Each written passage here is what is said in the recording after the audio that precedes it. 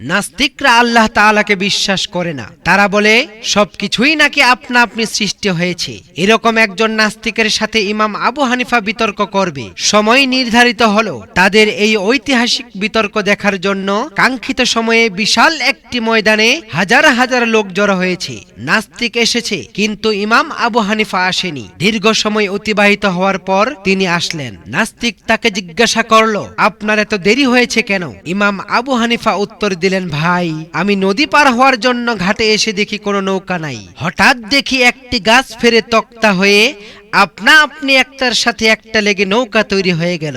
সেই নৌকা আমাকে নদী পার করে দিল, তারপর আসলাম। নাস্তিক বলল, আপনি তো একটি উম্মাদ, পাগল, আপনার সাথে কি বিতর্ক করব? তখন ইমাম আবু হানিফা বলল, কেন?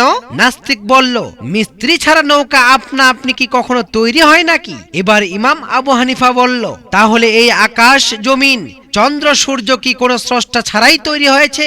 এই কথা শুনে নাস্তিক তার ভুল বুঝতে পারল এবং পরিশেষে ইসলাম গ্রহণ করল।